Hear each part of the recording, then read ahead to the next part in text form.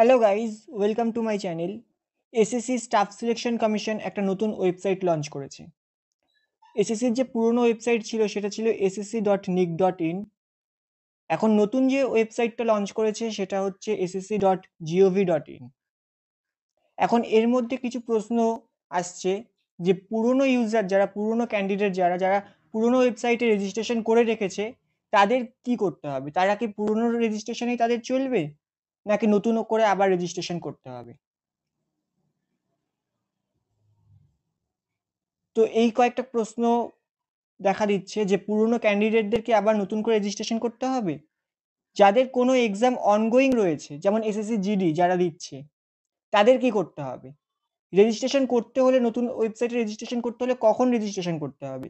এই ধরনের কিছু প্রশ্ন দেখা দিচ্ছে। এটা এসএসসির পুরনো ওয়েবসাইটে নোটিশ পাবলিশ করে এসএসসি জানিয়েছে যে তারা নতুন ওয়েবসাইট লঞ্চ করেছে। সেই নোটিশটা এখানে দেওয়া রয়েছে।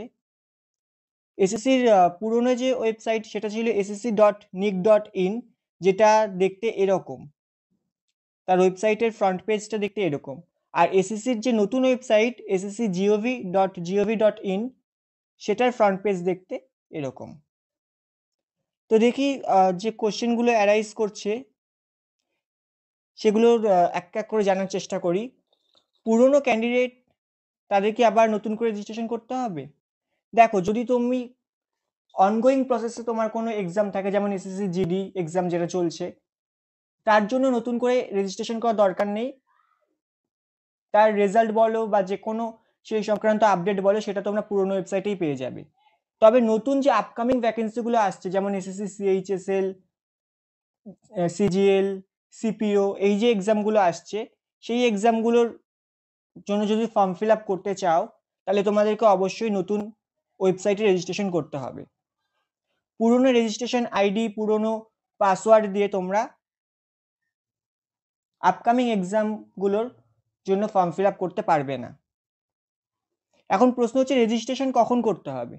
রেজিস্ট্রেশন এখনও করতে পারো, চাইলে পরেও করতে পারো। তবে নতুন ফর্ম ফিল আপ করার আগে, নতুন যে ভ্যাকেন্সিগুলো আসছে এসএসসি সিপিও, সিজিএল, সিএইচএসএল, সেই সমস্ত এক্সামের ফর্ম ফিল আপ করার আগে তোমাকে অবশ্যই ওয়ান টাইম রেজিস্ট্রেশন করে নিতে হবে। বাকি ওয়েবসাইটে, পুরনো ওয়েবসাইটে এসএসসি জানিয়ে দিয়েছে নতুন ওয়েবসাইট লঞ্চের কথা। তো এটাই আপডেট দেওয়ার ছিল। এসএসসির বিভিন্ন এক্সাম, স্টেট লেভেলের বিভিন্ন এক্সামের জন্য আমি ইংলিশ ক্লাস কন্টিনিউ করছি। তার প্লেলিস্ট আমার বানানো রয়েছে, সেখান থেকে প্লেলিস্টগুলো অবশ্যই চেক করো, ক্লাসগুলো ফলো করো। থ্যাংক ইউ ভিডিওটি দেখার জন্য। ভিডিওটি ভালো লাগলে অবশ্যই লাইক, শেয়ার, সাবস্ক্রাইব করো। Thank you.